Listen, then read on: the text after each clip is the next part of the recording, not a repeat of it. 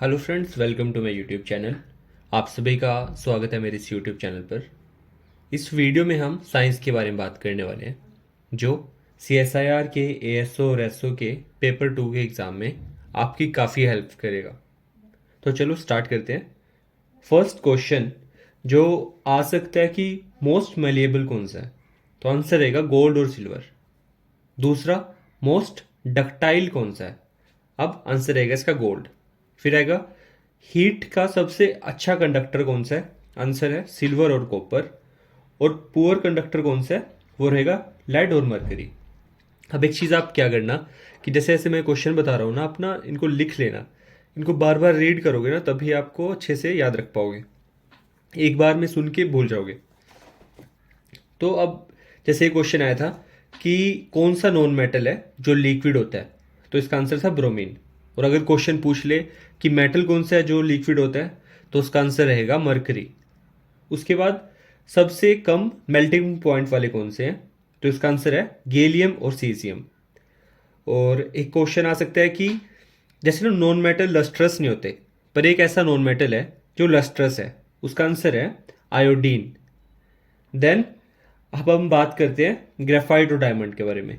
Diamond की क्या विशेषता है कि ना ये सबसे हार्डेस्ट है, और ग्रेफाइट ये इलेक्ट्रिसिटी कंडक्ट करने में हेल्प करती है।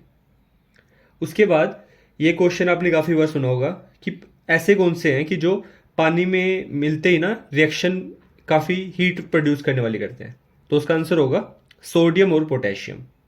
देन अब हम बात करेंगे बायोलॉजी के कुछ क्वेश्चंस के बारे में।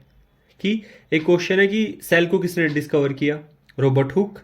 उसके बाद ऐसे क्वेश्चन पूछ सकते हैं कि जैसे रॉबर्ट हुक ने क्या किया था, उन्होंने सेल डिस्कवर किया था, बट जो फ्री लिविंग सेल था उसको डिस्कवर किया था ल्यूविन हॉक ने।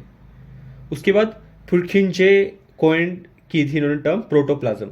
आप पी और पी ऐसे करके याद रख लेना, अपनी ट्रिक बना लिया करो। जैसे देखो नाम से पी से स्टार्ट है और आंसर भी पी से, तो ऐसे करके। उसके बाद सेल के अंदर ना, जैसे पहले एक सोचो, एक ना सर्कल है, सर्कल के अंदर कुछ लिक्विड है, उसके अंदर एक छोटा सर्कल है, उस जो सेकंड वाला छोटा सर्कल है ना, उसे बोलते हैं न्यूक्लियस। तो इस न्यूक्लियस को डिस्कवर किया था रॉबर्ट ब्राउन ने। ये क्वेश्चन भी आपसे पूछ सकते हैं।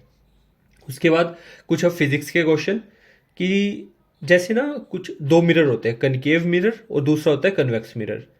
अब कैसे याद रखोगे आप इनके बारे में कि ना आपसे पूछेंगे इनकी यूज़ कहाँ है पहले तो याद रखने की ट्रिक की है, कनकेव मिरर ना हमेशा फोकस करने के लिए यूज़ होता है। अब कैसे कि जैसे जो हमारी टॉर्च लाइट होती है, फोकस करते हैं ना हम कुछ चीज़ ढूंढते हैं टॉर्च लाइट के साथ। उसके बाद व्हीकल की हेडलाइट, हम क्या रास्ते पे फोकस करते हैं उसकी हेल्प से। उसके बाद क्या शेविंग मिरर, शेव करते हुए अच्छे शेव हो रही है नहीं, उस पर फोकस कर रहे हैं। देन ऐसे डेंटिस्ट यूज़ करते हैं पेशेंट के दांतों को ट्रीट करने के लिए। और लास्ट में सोलर फर्नेस। अब अगर इन देखो ऐसे काफ़ी सारी टर्म्स है, नहीं याद होगा तो क्या हम याद रखेंगे फोकस करने वाली चीज़ में कनकेव मिरर है, तो इन सब चीज़ों में जैसे फोकस था। अब दूसरा कन्वेक्स मिरर।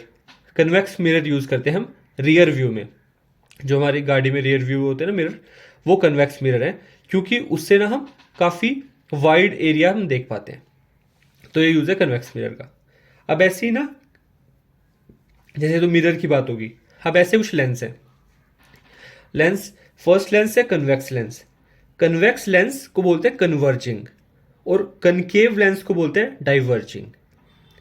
और लास्ट, जैसे काफ़ी बार आपने क्वेश्चन देखा हो कि आपसे पूछ लेंगे स्काई ब्लू होता है, इसमें कौन सा फिनोमेना यूज है, तो आपने याद रखना है स्केटरिंग। उसके बाद colour of sun at sunrise और सनसेट, इसका भी आंसर है स्केटरिंग।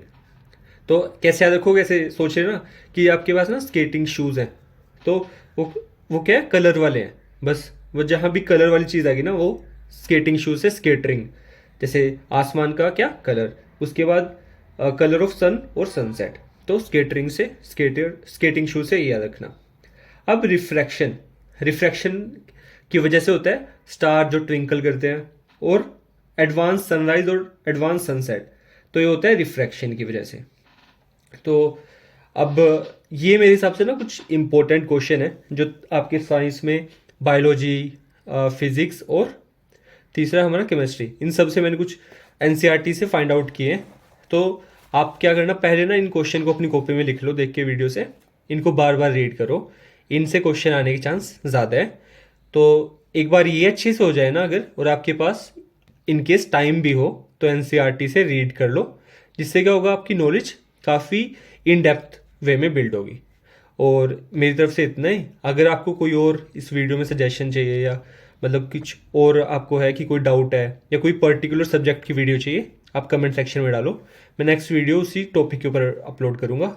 टिल देन आप अच्छे से पढ़ाई करो। कोई भी हेल्प या किसी भी टॉपिक में कुछ भी जानकारी आपको चाहिए हो, आप मेरे को बताओ, एंड अच्छे से पढ़ाई करो। So prepare well and all the best.